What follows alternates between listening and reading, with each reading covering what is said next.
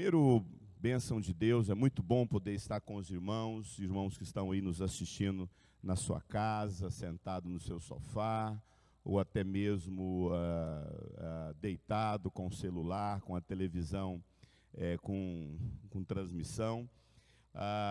E para nós é um privilégio, nós estamos trabalhando com esse tema aí durante esse mês, não sabemos se também pode estender, mas Deus moveu o nosso coração e nós estamos aí trabalhando nesse tema encontros que curam, encontros que curam. E é uma palavra que nós por várias vezes nos reunimos para podermos falar como é que nós poderíamos trazer uma palavra que falasse a respeito das nossas reuniões, mas também dos nossos encontros em casa. Ontem, os irmãos da Igreja Sal da Terra CMA, com certeza receberam aí nas suas mídias sociais as fotos e os pequenos vídeos, né, de encontros que geraram cura ontem à noite, né? Os irmãos aí organizaram um trabalho aonde vários queridos foram fazer um culto na frente das casas dos idosos e pessoal, eu me senti igual Jesus encontrando os discípulos, eles vindo contar os milagres. Eu estava em casa ontem e minha esposa e o João Pedro chegou contando tudo que aconteceu e com certeza vários chegaram em casa também contando o que aconteceu. Encontros que curam, né? Encontros que curam. Abra sua Bíblia rapidamente aí, você que está aqui comigo, ou até mesmo você que está na sua casa. Abra sua Bíblia, por favor, em Lucas, capítulo 10, a partir do verso 25. Lucas, capítulo 10, a partir do verso 25, diz o seguinte: certa ocasião, um perito da lei, um mestre da lei, levantou-se para pôr Jesus à prova e perguntou: mestre, o que é preciso fazer para herdar a vida eterna? O que está escrito na lei, respondeu Jesus, né? Jesus ele responde com uma outra pergunta, né? O que está escrito na lei, respondeu Jesus. Como você a interpreta? Numa outra tradução fala, como você a lê?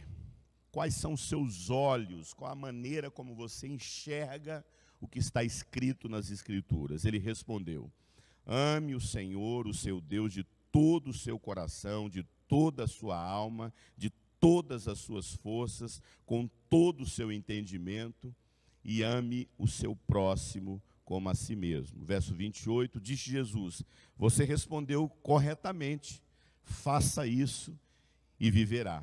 Verso 29, mas ele querendo justificar, é interessante que a primeira pergunta que ele faz o que é preciso para herdar a vida eterna, mas ele faz isso com o intuito de pôr Jesus à prova. Interessante que é uma pergunta boa, mas com a motivação errada.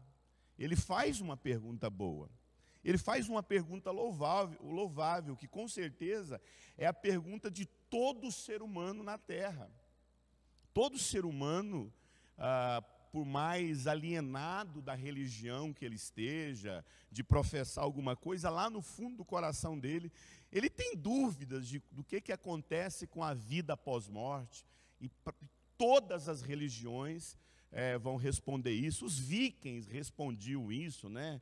Que depois da morte você estaria andando pelos portões de Van Halen. Todos respondiam, o cristianismo respondia essa pergunta, o judaísmo respondia essa pergunta. Mas é interessante que é uma pergunta correta, mas no entanto, com o coração errado.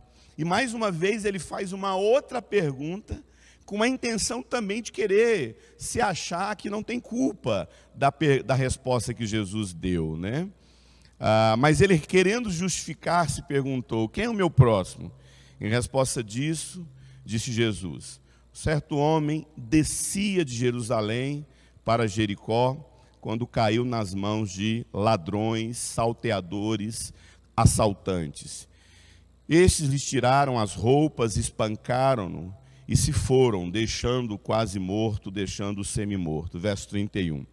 Aconteceu estar descendo pela mesma estrada um sacerdote, quando viu o homem, passou de largo. Assim também um levita, passando pelo mesmo caminho, passou de largo, verso 33. Mas um homem samaritano, estando de viagem, chegou onde se encontrava aquele homem. Quando o ouviu, teve piedade. Algumas traduções falam teve misericórdia, mas eu gosto da tradução que fala o amou. O amou. Teve piedade dele. Aproximou-se, enfaixou as feridas, derramando vinho, representando o sangue, né? Interessante que o vinho é o sangue, o óleo é o Espírito Santo. Derramando vinho e óleo, depois colocou sobre o seu próprio animal, levou para uma hospedaria, cuidou dele, e no dia seguinte, olha só que ele passa a noite com esse homem, no dia seguinte, deu 2 denários, que é equivalente a um dia de trabalho, ao hospedeiro, e disse: cuida dele, quando eu voltar, pagarei todas as suas despesas. Verso 36, qual destes você acha que foi o próximo do homem que caiu nas mãos dos assaltantes? Verso 37, aquele que teve misericórdia, respondeu o mestre da lei. Disse Jesus: vá e faça o mesmo. Pai, aplica essa palavra no nosso coração, me dê sabedoria, discernimento, objetividade para transmiti-la. Por Jesus que eu oro, amém. Mestre, o que é preciso fazer para herdar a vida eterna, né? Como eu disse, por mais errada que seja a motivação, a pergunta está certa, né? Jesus Jesus faz uma outra pergunta. O que está escrito na lei? A resposta de Jesus, é interessante que quando a gente olha para esse texto, a resposta que Jesus aceita pelo mestre da lei contém toda, amado, não é mais ou menos, não é pouca parte, é toda a essência do Evangelho. Toda a essência do Evangelho se encontra justamente na resposta desse cara, desse perito, desse mestre da lei. O tempo não nos permite, mas depois eu gostaria que você estudasse o que seria o mestre da lei naquele tempo onde Jesus foi abordado. A resposta do mestre da lei foi: ame a Deus e o teu próximo. Ame a Deus e o teu próximo. Querido, guarde isso no seu coração. Se você ouvir, lembrar só disso que eu falei nessa mensagem, que você que me escuta, você que está aqui, a expressão máxima da vontade de Deus para a vida de toda a humanidade é que a gente aprenda a amar. Não é que a gente aprenda a fazer culto, não é que a gente aprenda a teologia, não é que a gente aprenda todos os mistérios de toda a ciência, não é que a gente seja assim aquele que domina qualquer tema referente ao divino, ao sagrado. Mas Jesus, ele olha para esse homem e fala: olha, o que você disse, se você fazer, você vai ser salvo. E você vai viver bem.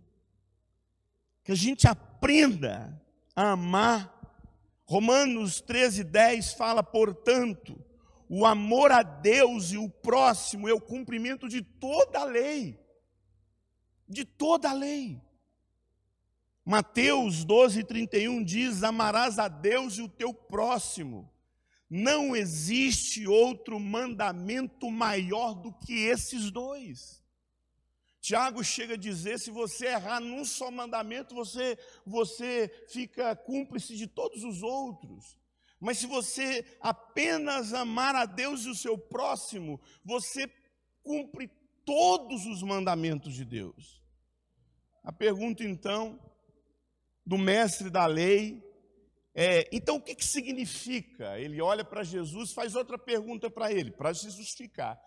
Então o que significa amar a Deus e amar o seu próximo?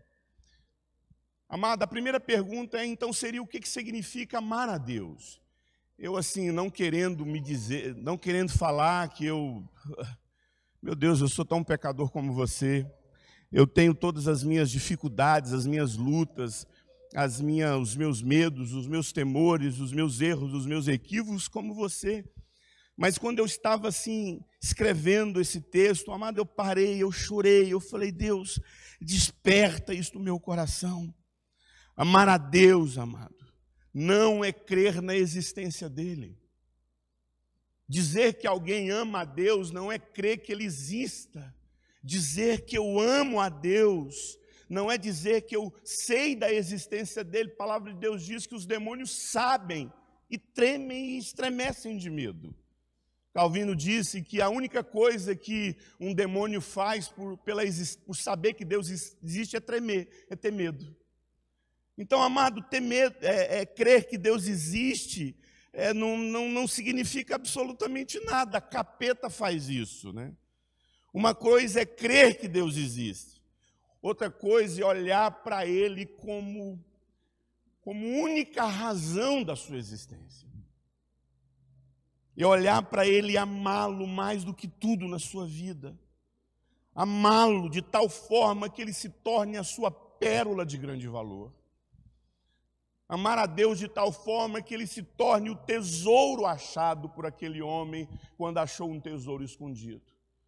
Amar a Deus é amá-lo como Abraão, que abre mão do seu filho, que é a promessa do próprio Deus para ele, porque amá-lo implica em oferecer aquilo que há de mais valor na vida do ser humano, que é o seu próprio filho. Amar é ter a Deus como a suprema devoção dentro do seu coração, de entrega, de renúncia, de abandono. Madame Guyon, não sei se você já leu alguma coisa de Madame Guyon, uma freira, que ela fala a respeito desse abandono na vida do ser humano, em olhar para o seu Criador e amá-lo mais que tudo na vida. Onde não há limites para entrega, onde não há limites para renúncia, não há argumentos. Se você o ama, você vai entender o próximo passo de todo ser humano que ama a Deus, pelo menos que entende o que esse amor significa. Incontestavelmente, meus irmãos, amar a Deus produz imediatamente o próximo fruto, que é amar o seu próximo. Não tem como, não tem como. Alguém que diz que ama a Deus e não ama o seu próximo, a Bíblia o chama de mentiroso, e esse amor não existe nele. E o que Deus mais ama, amado? A humanidade. Ao ponto de dar o seu único filho. Deus tem o homem como objeto do seu amor. O amor de Deus se traduz no próximo. E se nós não entendermos que o maior mandamento, o único chamado, a única missão da igreja é amar o próximo. A única missão da igreja. E se nós não traduzirmos esse evangelho no outro, se a gente definitivamente não amar o próximo, nós não vamos entender a essência da mensagem que Deus traz à humanidade. Ele entregou o seu próprio filho como prova desse amor. Quem faria isso, amado? Ninguém faria isso.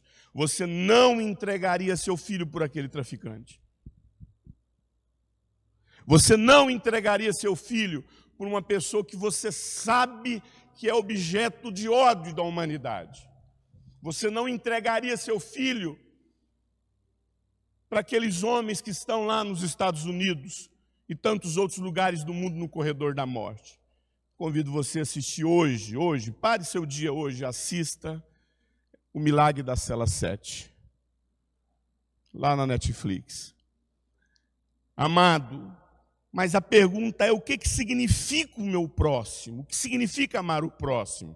Verso 33 fala: mas um samaritano, estando de viagem, havia um objetivo na vida desse homem. Ele sabia o que ia fazer, ele sabia para onde iria. Chegou aonde se encontrava. Noutra tradução fala que ele foi na direção desse homem, ele se aproximou desse homem, quando o viu, teve misericórdia dele. Algumas traduções falam teve piedade dele, e eu gosto da tradução que fala, tendo visto, o amou.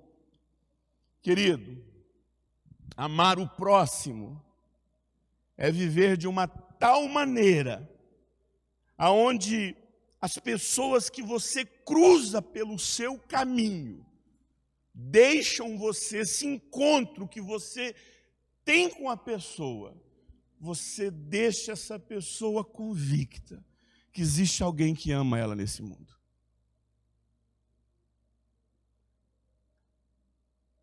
Amar o próximo, amar alguém. A pergunta que Jesus dá para esse homem, o que significa amar esse próximo?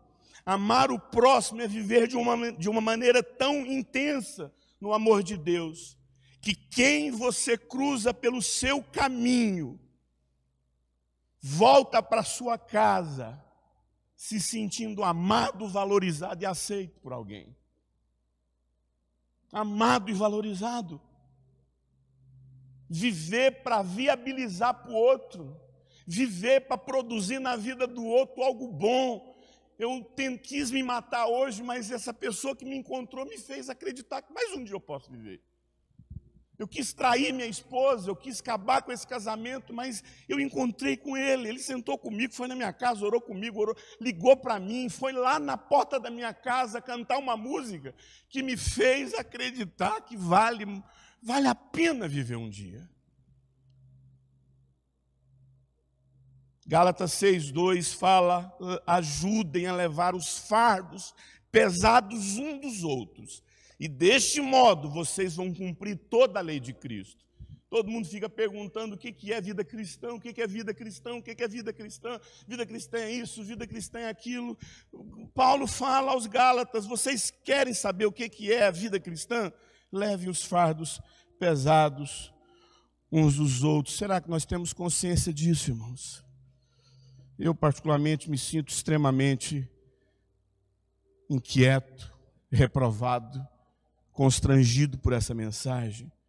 Se eu e você sentimos o tempo todo uma crise dentro do seu coração, e eu tenho essa crise dentro de mim. Eu tenho essa crise quando eu vejo o noticiário do ladrão que roubou a casa do outro. Eu tenho essa crise dentro de mim quando eu vejo o assassino que matou a família, o estuprador que estuprou a criança, o abusador, o pedófilo. Se eu e você não sentimos constrangido e um sentimento quase insuportável de olhar na sua carne e falar assim, gente, por que eu odeio a pessoa tal? Deus tem misericórdia da minha vida. Se você não se sente constrangido pelo Espírito Santo em amar assassinos, em amar ladrões, em amar malfeitores, prostitutas, homossexuais, se você não se sente constrangido em amar pessoas que não pensam igual a você na sua visão política, religiosa, seja o que for, se você não se sente constrangido pelo Espírito Santo a amar uma pessoa que diametralmente é oposta às suas convicções, à sua vida, à sua consciência. Porque, amados, quando você olha para a Bíblia, não fazia parte da agenda da igreja apóstolo Paulo converter. Você acha que fazia parte da agenda da igreja? A igreja está ali, todo mundo convertendo, o Espírito Santo descendo, e aquele mover, aquela unção, aquela maravilha. Aí de repente me aparece o assassino da igreja. Quando você lê o livro de Atos, você vê a Bíblia chamar de Paulo como o touro indomável, e ele lançava os cristãos nas prisões, fazendo-os blasfemar. E ele tinha prazer em ver o sangue dos cristãos nas suas mãos. Todo mundo teve pânico quando ficou sabendo que Paulo tinha convertido. Não fazia parte da agenda da igreja Deus tocar no coração daquele homem e convertê-lo. Não fazia parte da agenda do Pedro converter gentio. Tanto é que ele teve que ter uma visão. Deus, eu não tenho parte com esse povo. Esse povo não faz parte da minha vida, esse bando de gentio. Mas Deus vai lá e converte os gentios. Amado, só o fato de Deus ter rejeitado o povo judeu e ido na direção dos gentios já era a maior mensagem que a gente poderia parar para pensar, que Deus não faz acepção de pessoas. Na verdade, não foi nem Deus que rejeitou o povo, foi o povo que rejeitou a Deus. Amado, eu penso que essa deveria ser a maior visão do nosso cristianismo. Mas ele, querendo justificar-se, perguntou a Jesus: quem é o meu próximo? Deixa eu falar uma coisa para vocês.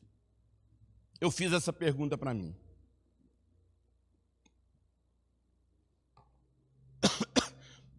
Quem é o meu próximo? E quando eu olho para essa mensagem do bom samaritano, eu descubro que o meu próximo não é a Osana.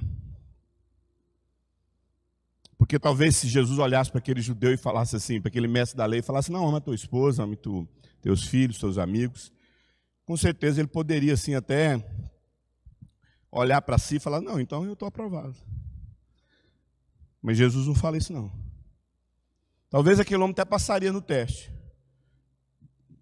Mas Jesus fala assim: amar o teu próximo envolve você amar pagãos, samaritanos, assassinos, devassos, pessoas que a gente olha e fala assim: vai para o inferno. Jesus não diz que o meu próximo é a Osana.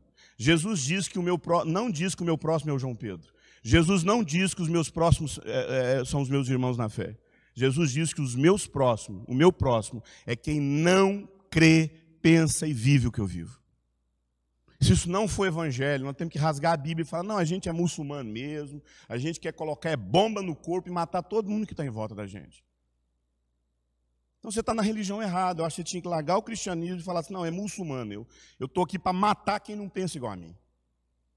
Eu estou aqui para armar arquetipos, eu estou aqui para armar conceitos, para eu poder matar quem não pensa igual a mim. Irmãos, nós definitivamente, a cada dia, estamos desaprendendo a amar segundo aquilo que o Evangelho de Jesus Cristo nos ensinou tão claramente. Porque Deus amou o mundo de tal maneira que deu o seu Filho unigênito, para que todo aquele que nele crê não pereça, mas tenha vida eterna. Versículo de João 3,16, que todo cristão sabe que Deus nos amou quando nós estávamos presos nos nossos delitos e pecados, como diz Efésios 2. Nós éramos, por natureza, filhos da ira, e foi nessa condição que Deus nos amou. E quando ele fala lá em 1 João, capítulo 4, ele fala: olha como Deus nos amou, é assim que nós devemos nos amar. Amar o próximo. Essa foi a resposta de Deus para a humanidade, diante de uma humanidade que o traiu, que o abandonou, que o rejeitou. Ele amou. Amado, isso é apenas nada mais do que um simples evangelho. E eu volto a perguntar a mesma pergunta que aquele mestre da lei fez para Jesus: quem é o meu próximo? E Jesus conta essa parábola que eu e você lemos. E é interessante que Jesus ele apresenta essa parábola a partir de 3 pessoas. 3 pessoas. Ele fala: eu vou mostrar então quem é o próximo daquele homem que estava jogado. Um homem nu, porque a Bíblia fala que foi arrancada a roupa daquele homem. Um homem semi-morto. E é interessante que o texto fala que eles desciam. Quem foi em Jerusalém fala exatamente que o cenário é esse mesmo. Você está ali em Jerusalém, você tem uma descida até chegar em Jericó. E a Bíblia fala que aquele homem descia de Jerusalém. Quando usa essa expressão descia, porque ele vinha do lugar sagrado, ele vinha do lugar santo. E se ele vinha de Jerusalém para Jericó, é porque com certeza ele era um judeu. Estava ali um judeu. E a Bíblia fala que esse homem que descia de Jerusalém, nós temos aqui 3 figuras, que a gente poderia rapidamente olhar para essas 3 pessoas e vê na vida, na postura, melhor dizendo, na atitude dessas três pessoas, desses três grupos, o que define realmente cada ser humano na face da terra. Cada ser humano na face da terra é definido exatamente por essa pessoa quando se diz amar o próximo. Jesus apresenta uma parábola onde ele fala: você quer saber como é que você ama, como é que você vai na direção, não é como você ama, como é que você vai na direção do seu próximo? Olha para essas três pessoas. E ele apresenta um grupo de ladrões, um grupo de religiosos e um grupo de gente excluída. Ladrões, religiosos e pessoas excluídas da sociedade. E quando a gente olha para esses três grupos de pessoas, nós podemos ver três sistemas de valores, três conceitos a respeito de valores. E ele apresenta, como eu disse, ladrões, sacerdotes e os samaritanos. Três pessoas. E a gente olha para o ladrão e parece que o ladrão tinha uma filosofia de vida. Qual filosofia de vida aqueles ladrões tinham? O que é teu é meu. Você trabalhou, eu vou arrancar de você e é meu. Você fez algo para o seu sustento, você adquiriu algo, mas isso aí, você vê isso muito na televisão, né? Tem ladrão que fala isso: para que eu vou trabalhar? Eu quero um gás, eu vou ali e pego. Eu quero um dinheiro, eu vou ali e tem gente que é assim, amado. É o tipo de pessoa que não tem limites para arrancar do outro aquilo que ele deseja. Se eu quero isso, eu vou lá e pego. Aí nós temos o segundo grupo, que é o segundo grupo do sacerdote e do levita. O ladrão diz, os ladrões dizem: o que é teu é meu. O levita e o sacerdote, a filosofia de vida deles é: o que é teu, o que é meu. Sua vida, você toma conta, da minha vida eu tomo conta. Sabe aquela pessoa que anda com a camiseta campanha em pró da vida? Eu cuido da minha, você cuida da sua. Cada um tem sua vida, cada um cuida daquilo que fez. Esse problema que você está vivendo é culpa sua. Eu já tenho meus problemas, não vou me meter nos seus problemas. Eu já tenho um leão para matar. Você mate o seu, eu mato o meu. É a postura da indiferença. Eu não tenho tempo para me compadecer com as suas dificuldades, com as suas necessidades, com as suas lutas. Eu não tenho tempo para te ajudar, está todo mundo no mesmo barco. Eu guardei meu dinheiro, eu soube economizar, eu guardei minhas finanças. Está aí você nessa condição por irresponsabilidade sua. Quem mandou não guardar um 30% do seu salário? Quem mandou estar passando nesse lugar aqui não tem responsabilidade, está sozinho. Agora se vira com sua crise. Se vira com seus problemas, que eu me resolvi. Amado, esse é o segundo grupo de pessoas nesse mundo.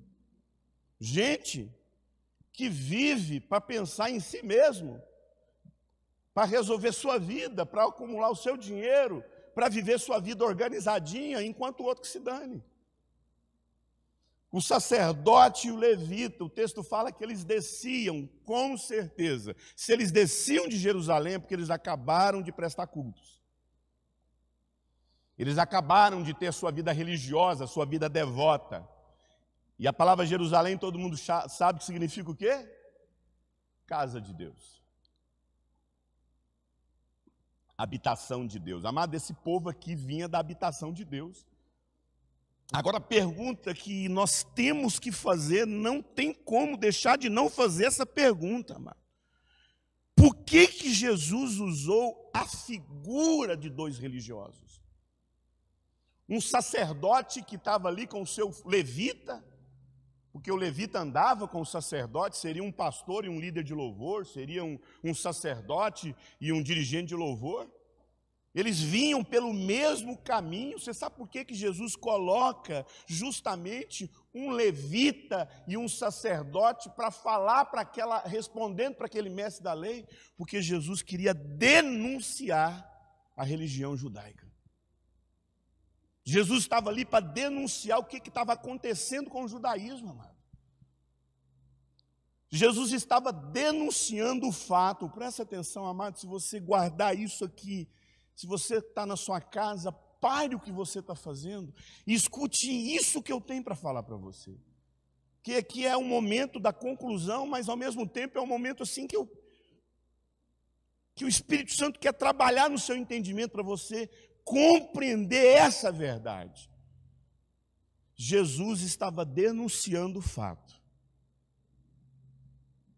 de que aqueles homens que representavam Deus tinham criado uma religião que prestava cultos para Deus, que oferecia sacrifícios para Deus,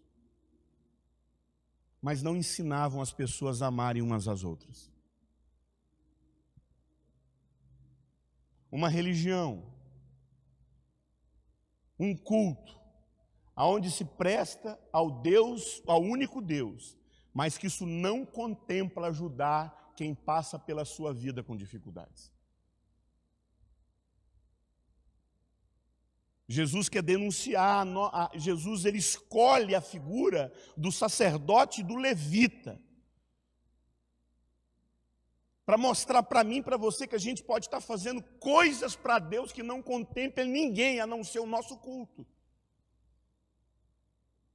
Jesus olhou para esses, era como se Jesus estivesse olhando para aquele mestre da lei e falasse: olha, quem tem contato com você não aprende a amar gente.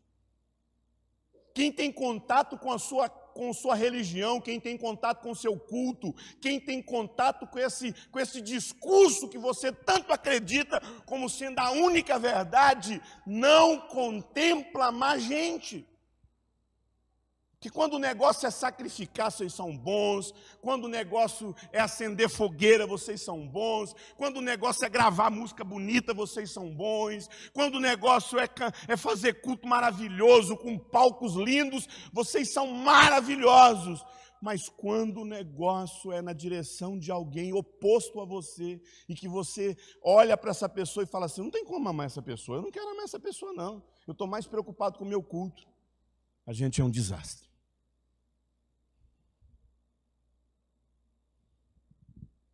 Amar meu amigo é fácil, meu irmão.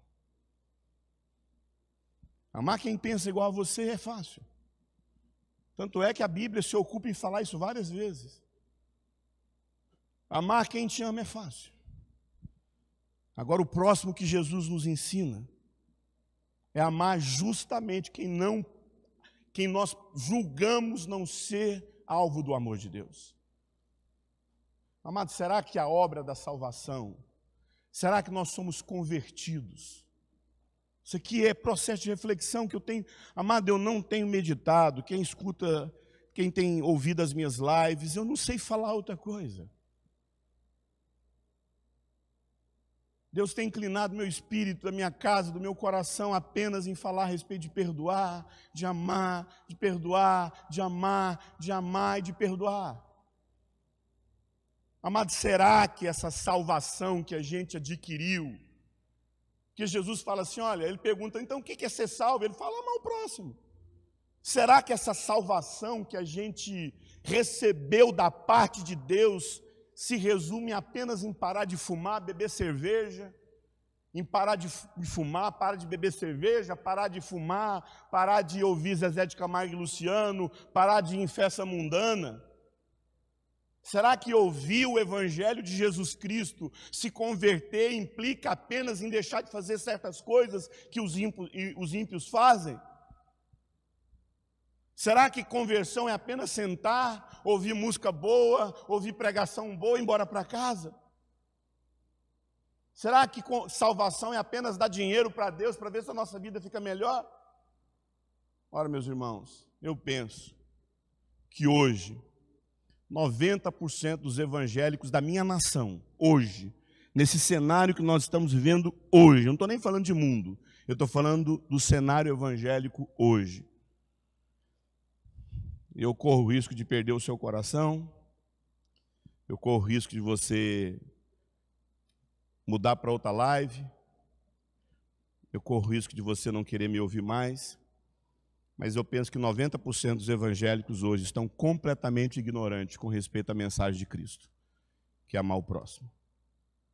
E a gente tem todos os argumentos para falar que nós não podemos amar quem é diametralmente oposto a nós.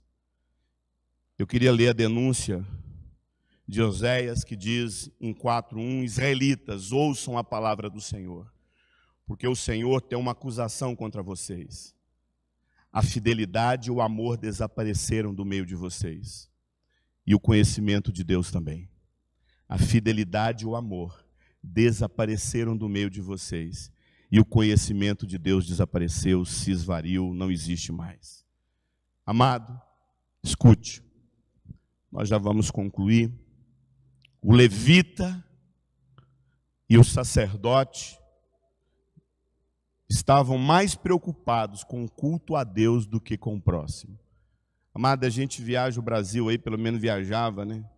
Se tem uma frase que os evangélicos travam quando escutam da gente, é quando a gente fala que a gente é bom para fazer culto, mas para cuidar de gente a gente é um desastre.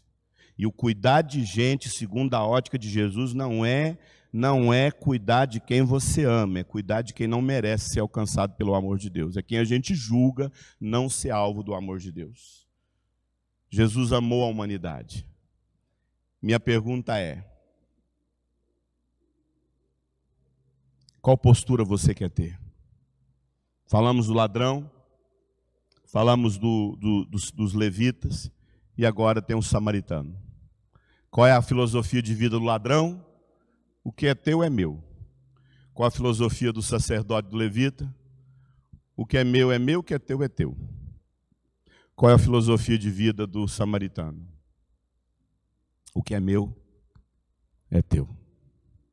O que é meu é teu. Esta é a postura de enxergar o outro.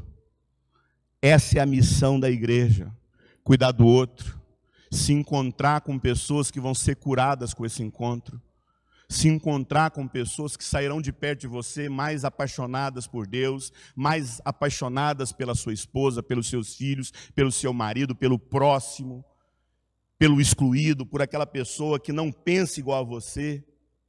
Ele abre mão do seu conforto, o samaritano, ele abre mão dos seus recursos. Qual cultura de valores você tem na sua vida? A cultura do ladrão, que eu faço o que for para arrancar de você o que eu quero? A cultura do sacerdote, eu vou preocupar comigo e com o meu relacionamento com Deus e você que se dane? Ou a cultura do samaritano, que se preocupa com o outro? E aí nós não podemos deixar de mencionar apenas essa frase.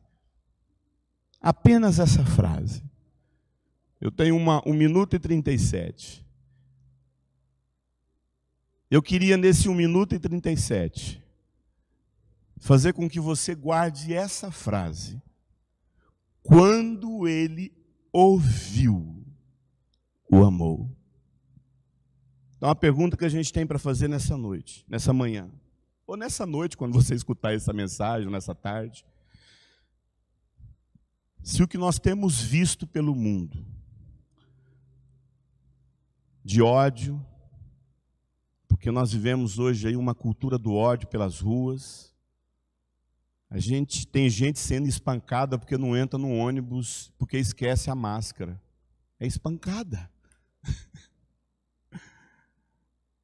Tem gente espancando o outro porque entrou no supermercado sem máscara e é espancado. A gente vai viver segundo a cultura do ódio. Quando a gente vê isso, a gente vai reproduzir esse ódio, ou a gente vai falar de amor, compaixão, misericórdia, e falar, olha, essa não é a postura, não foi isso que Jesus nos ensinou. Esse é o maior teste. Temos que rever nossos valores, temos que rever nossos cultos, temos que rever nossa missão, temos que rever a maneira como a gente se porta com aqueles que a gente encontra pelo caminho. Será que os nossos encontros têm produzido mais mágoa, mais revolta, ou realmente têm produzido culto? Qual desses três você acha que foi o próximo daquele homem que caiu nas mãos dos assaltantes? Aquele que teve misericórdia dele. Respondeu o perito da lei. Ele sabia tudo. Jesus disse, vá e faça o mesmo. Vamos abaixar nossas cabeças e vamos orar. Pai, muito obrigado, Senhor. Muito obrigado por essa manhã, pela tua misericórdia que nos envolve. Queremos, Senhor, agradecer pela tua graça. Nós não merecíamos nem acordarmos. Se nós não fomos há poucos minutos atacados de um aneurisma, de um atropelamento, foi a tua misericórdia, Deus.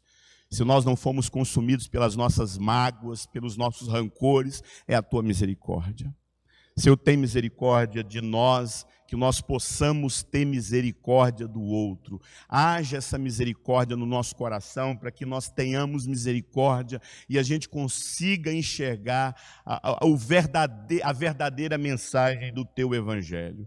Obrigado por essa manhã, pelos irmãos que estão aqui, pela graça do Senhor Jesus que nos alcançou. Amém.